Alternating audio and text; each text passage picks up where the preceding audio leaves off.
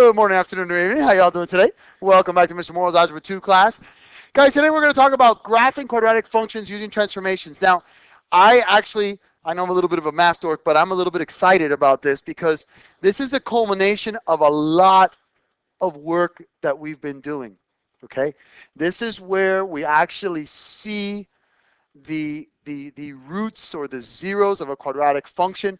We see what it's going to make. So all the factoring and the completing the square and the quadratic equation, all of that's going to come together today. So I hope that you enjoy. Now, there's several ways to graph a quadratic function. And today we're going to talk about transformations, and we're also going to talk about something called the vertex form of a quadratic function. So let's get right to it. Guys, I don't know if you remember, but when we spoke about functions, I gave you a list of what was called parent functions, okay? And parent functions are exactly what the word implies. It's the base or the basic model, okay, of that particular function. It's what a function is going to look like, okay? It's kind of like our parents. We look kind of like our parents, but we all have differences, right?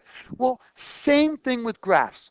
So the quadratic function, the parent function, is y equals ax squared, okay? It's very important. Whenever you're going to graph a function, no matter how complicated it is, no matter what kind of function it is, the parent will always equal a, the coefficient of the leading term, okay? So it's always going to be a times the actual function. Maybe it's a square root, and the parent function will be y equals a square root of x, right? That would be the parent function of a square root function. This would be the parent function of a cube root function. This would be the parent function of an absolute value.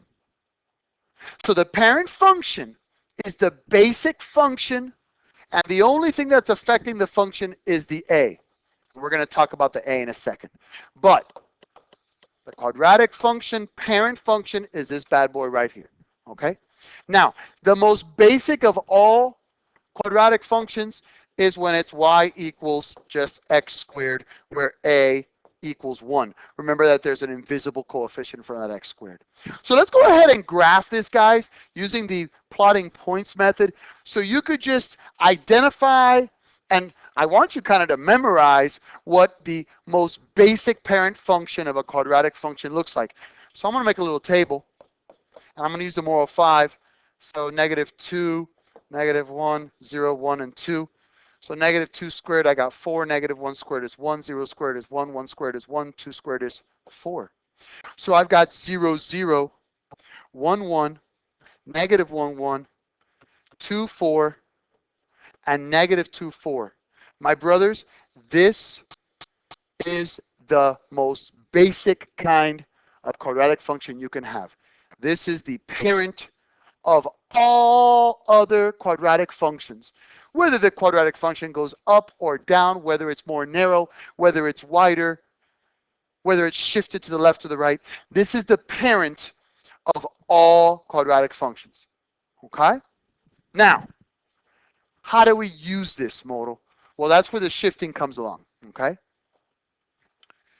When we're dealing with shifting functions, okay, we're dealing with what's called the vertex form of the quadratic functions.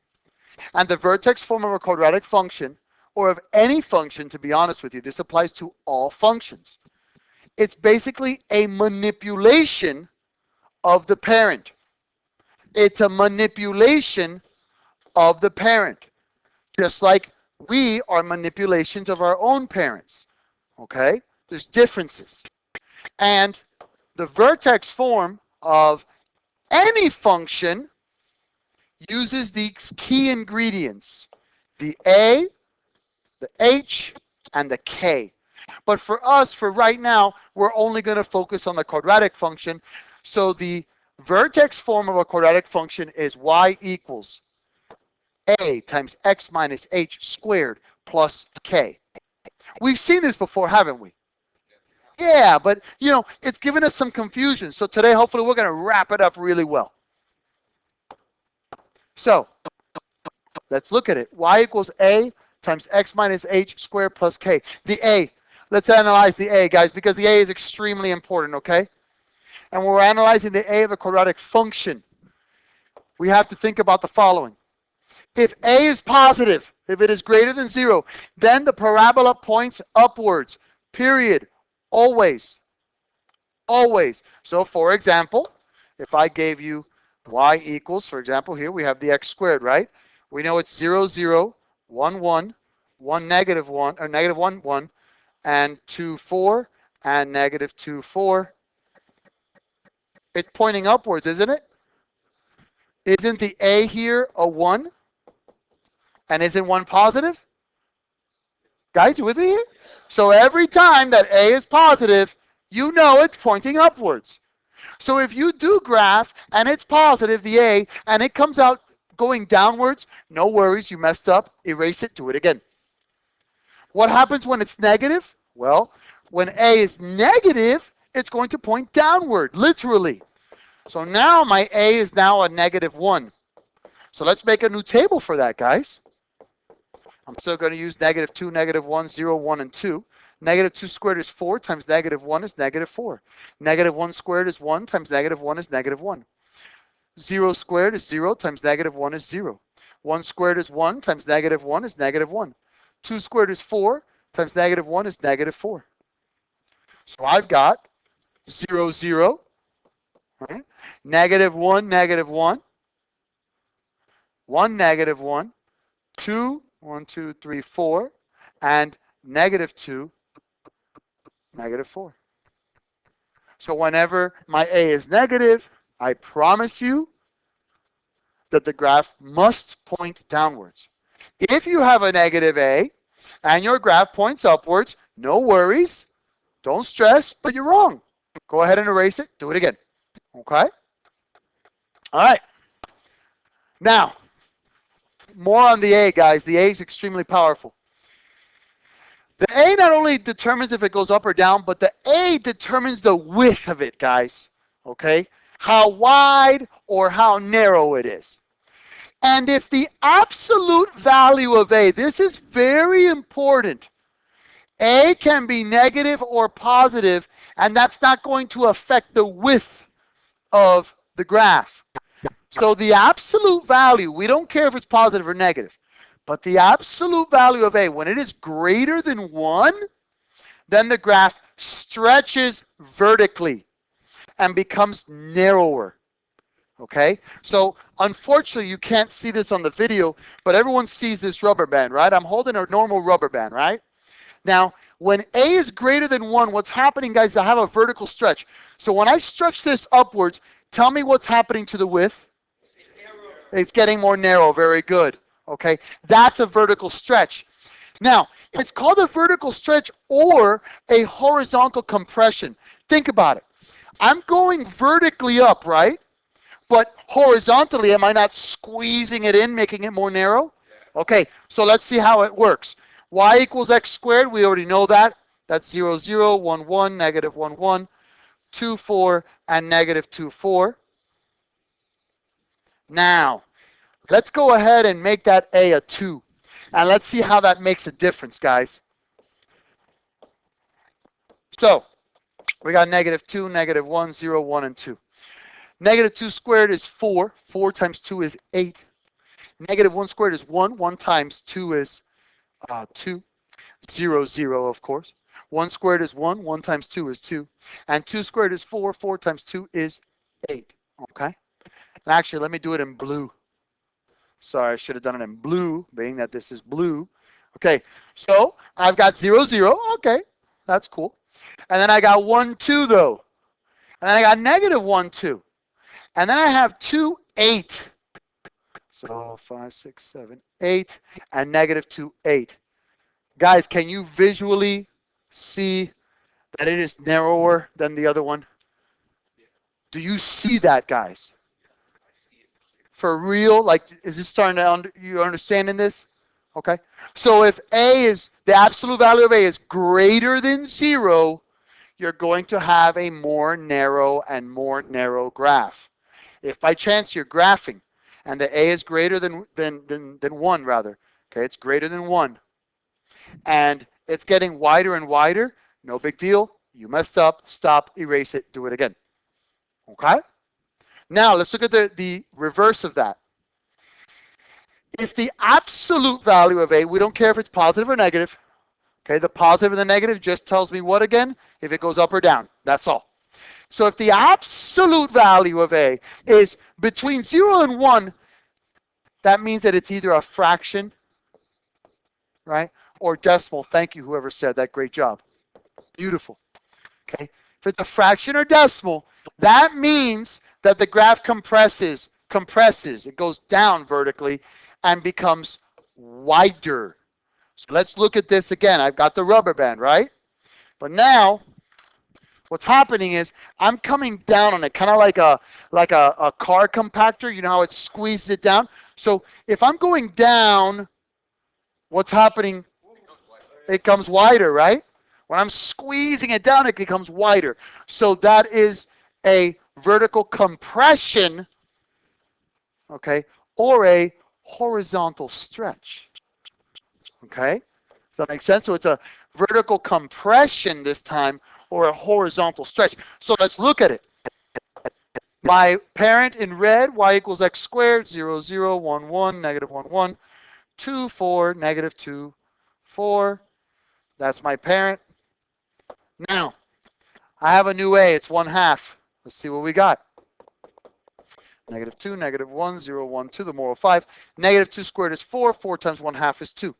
Negative 1 squared is 1. 1 times 1/2 is 0.5. I shouldn't have chosen those values. You know what?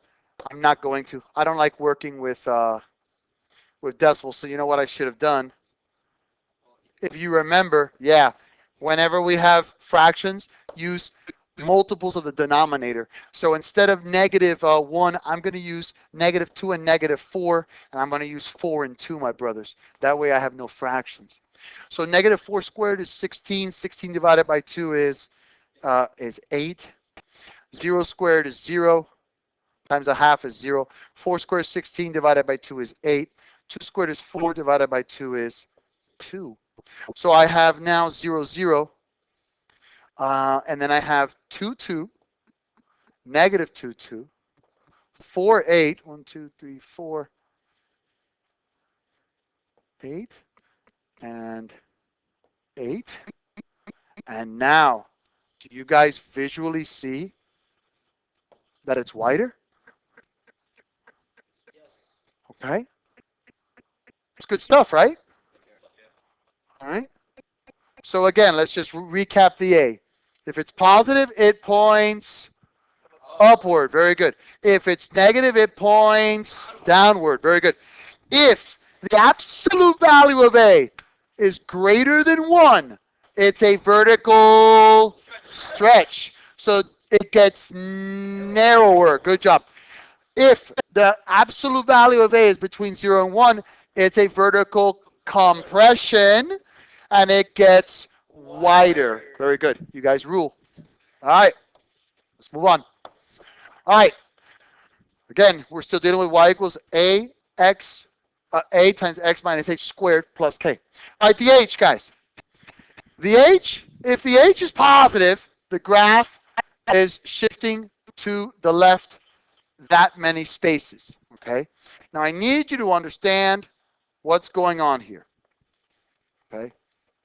And this is actually a little bit misleading. Okay.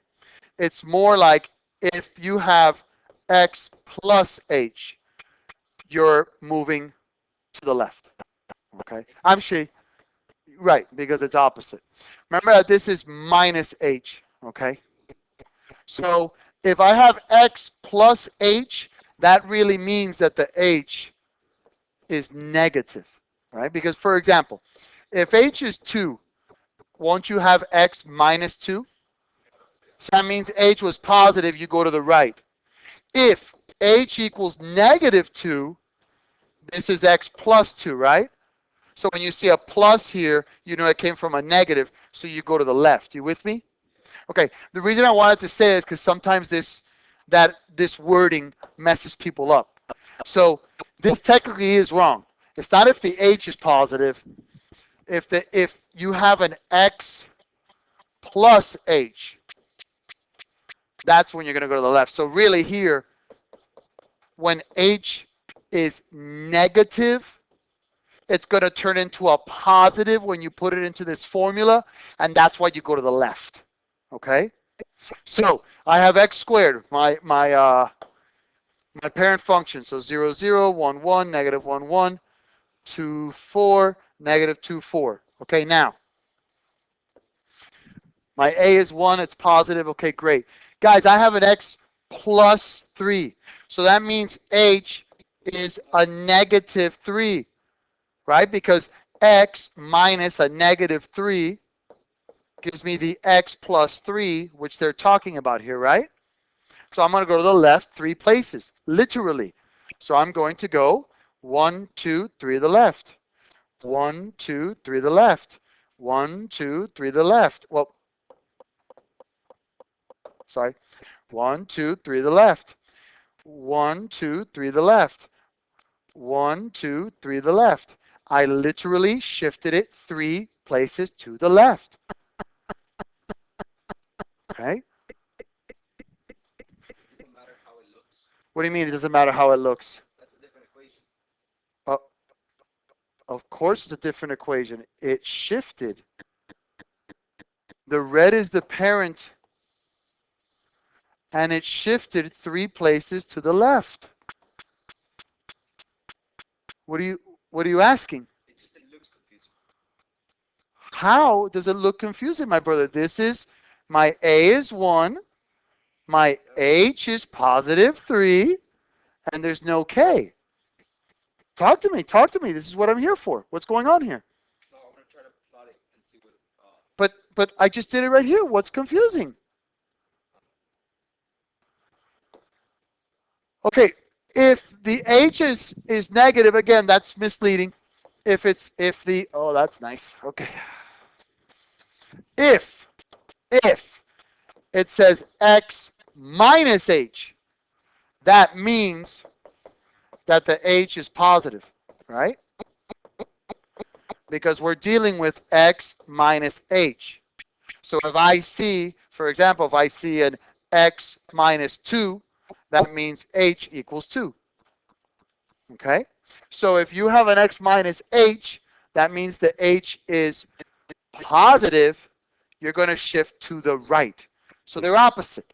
You see an x plus 4, you're going 4 to the left. You see an x minus 4, you're going 4 to the right.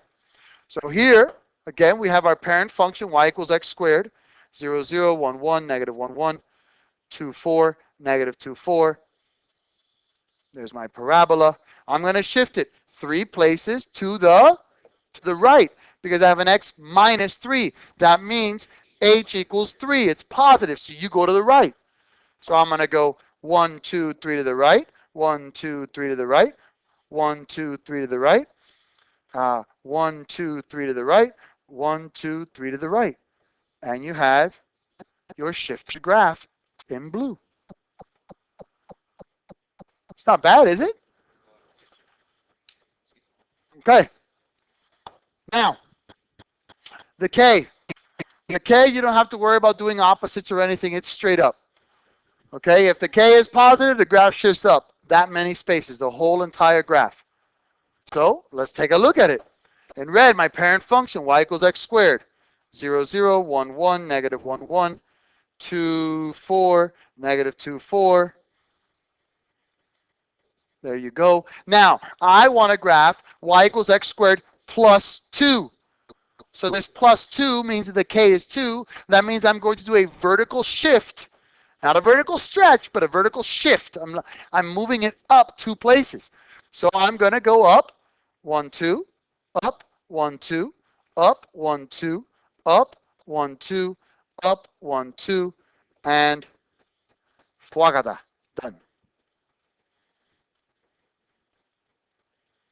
If my k is negative, what do you think I'm going to do, guys? I'm going to shift the whole entire graph down.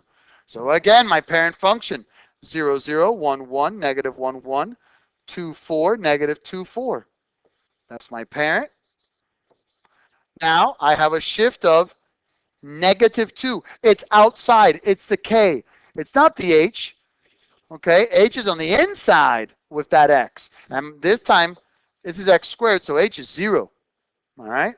But my k is -2, so I got to shift it down 2. So every point gets shifted down 2. Down 1, 2. Down 1, 2. Down 1, 2. Down 1, 2. Down 1, 2. And that's shifted downwards. Make sense? All right. Thank you for that. It is pretty cake. Okay. So I want to graph this y equals x plus 2 plus 1. Okay. There's two ways we could do this.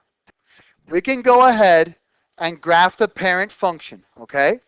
So I'm going to give you guys a little bit of an option here today.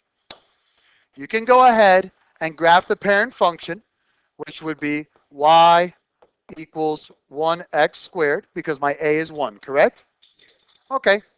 And we're going to go ahead and graph that. Let me go ahead and graph that right here. Okay. So what I'm going to do here, I'm going to graph my parent in blue. 0, 0, 1, 1, negative 1, 1, 2, 4, negative 2, 4. All right? And then I could do my shifts. And I'll shift in red. Okay, I have an x plus 2. So what does that mean? I got to shift to the left 2. And I've got a k of 1. So what does that mean? I got to shift up 1. So I'm literally going to go 1 to the left, up 1. 1 to the left, up 1. 1 to the left, up 1. 1 to the left, up 1. 1 to the left, up 1. And that is my shifted graph. Yes, sir. I said 1 to the left. 1 to the left, up 1. Okay. Thank you. To the left, up 1. Now, that's one way you could do it. There's nothing wrong with that. Okay? Nothing. However, you know that Moto likes to do things a little bit differently sometimes, okay? So I'm thinking about time. And I'm thinking about the fact that you guys can grind this out. So what I like to teach is, this is fine. If you want to do it this way, God bless you. There's no problems, no worries. It's good. It's great. You can do it. Just be sure always to do the parent function as a dashed line and then show me the new function as a solid. But now you're going to have to graph two graphs like that, right? Doing it the shifting method, right? Or you could do this, guys. Number one, find and graph the vertex. Remember how we said that you have the h and the k? Well, guys, the h and the k is the vertex. What is the vertex, Moto? The vertex is this guy right here, or this guy right here. The vertex is the lowest point or the highest point of a quadratic function. So, find the vertex. Well, the vertex here, guys, if this is x plus 2, doesn't that mean that it came from an h? And this is my k, right? So, first thing, my hk is negative 2, 1. Guys, let's go ahead and graph that. Negative 2, 1. Right there. Come on. Negative 2, 1. Right there. Let's go ahead and graph that. Now, step 2. Guys, let's find and graph the y-intercept. If you remember, the y-intercept is the y-value when x equals 0. So if I plug 0 in here, okay, if I plug 0 into this equation, what's 0 plus 2? 2 squared? 4 plus 1? Okay, so 0, 5. Go 1, 2, 3, 4, 5.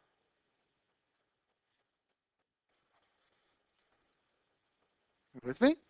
Now, a parabola, guys, a parabola is what's called symmetrical, okay? There's an invisible line going right through the middle of every parabola that cuts it in perfect half. It's called the axis of symmetry. Very good. Remember when you guys were kids and you would do, let's say for Valentine's Day, you do half a heart on a folded paper, then you cut that paper and then you unfolded it and it was a perfect heart, every point lined up. That's what I'm doing here. So imagine through the vertex, there's always what's called an axis of symmetry. Do you see how this point here is 2 places to the right? It reflects. So at that height, go 2 places to the left. And guys, you're done. It is a mirror. So find your vertex and graph it. Find your y-intercept and graph it. And now, number 3. If the vertex and the y-intercept are the same ordered pair, okay, if they're both the same, then you have to plug in any value for x and then find the corresponding y value, then graph the ordered pair you found along with its mirror image. The mirror image is this guy. The one that, whoa. The mirror image is this guy, right? The one that we shifted across the axis of symmetry. Or you can solve for the x-intercept by factoring, completing the square of the quadratic formula or the square root method. Okay? You could do that. Does that make sense? Okay. You with me here? I don't care which way you use. I don't. I'm not being sarcastic or I don't care. I will say this, guys. Choose one way and stick to it. Okay, give me 1 second. All right, guys. Thank you. Okay. So it doesn't matter to me which way you use, but pick a way and learn it. All right. Now, we got to change gears here, guys. That was the easy part of the lesson. Now, we're going to learn how to write a function in vertex form. We know how to graph it already in vertex form because we know how to shift it. All right, that's great.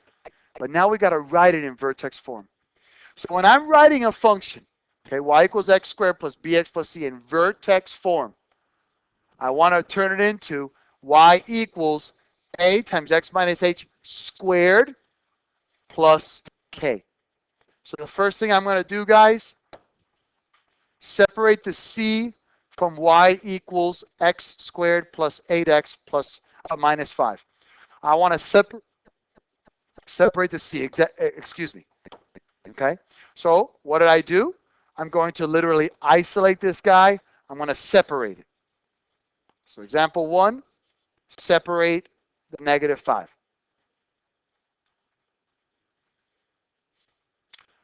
Step 2 says complete the square. Now, if you remember when we complete the square, don't we have to add b over 2 squared to both sides? Well, this time, we're not sending it to the other side. We're keeping it on the same side. So think about that. If I added b over 2 squared to both sides, but I want to create a function where everything is on this side, don't I have to subtract this b over 2 anyways? Okay. So what happens is this. You're going to complete the square, and this time you're going to subtract the b over 2 squared from the c instead of sending it to the other side of the equation. So you are going to complete the square, but you're going to subtract it, okay, from the c instead of adding it to the other side. So for example, what does that look like? Well, it looks like this. My b in this case, if you guys remember, is 8 over 2. b over 2 squared is 4 squared. Now, usually I would add that to both sides, but I'm keeping it on this side, so I have to subtract it from the c.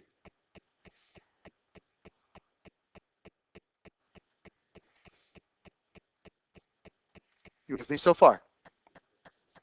Okay. Now, step 3. Factor the perfect square trinomial, simplify, and write the equation in vertex form. So we already made a perfect square here, right? This is a perfect square trinomial. So what does that factor out to? X minus X plus 4. X plus 4. And then you have negative 5 minus 16. That's my negative 21. And guess what, guys? I just created a vertex form function. Not bad, right? Not bad at all. Yes, sir. Control a little, please. Of course.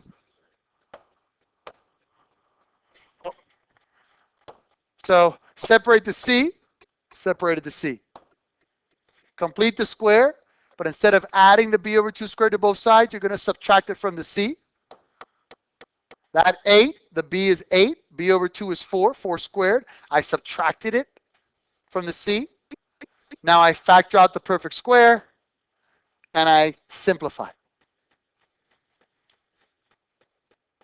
I know, it looks crazy, but it's not that bad, guys. It's really not that bad if you know how to complete the square. Okay? I'll leave it like that so you can see it all, but we got to move on, guys. Remember, this is a video, so you could watch it later. Okay, now, the last type. It's the last thing we got to learn, guys. Promise. When I have an A that is different than 1 in front of the x squared, we have a little tiny difference of a procedure here. Remember that you cannot complete the square unless my leading coefficient is 1, right? Okay, so keep that in mind. So step 1, separate the c from the ax squared and bx, just like before. So I'm going to separate that negative 1. Okay? Now, it also says factor out the a from the ax plus bx and subtract it from c. So let's see what happened here. When I separated the 1, I had negative 3 x squared plus 6x, and I separated the negative 1. But I got to get rid of this negative 3 here. So I factor out a negative 3, and I'm left with x squared minus 2x minus 1 minus the negative 3 that I factored out. That's the key. That's the one that people forget.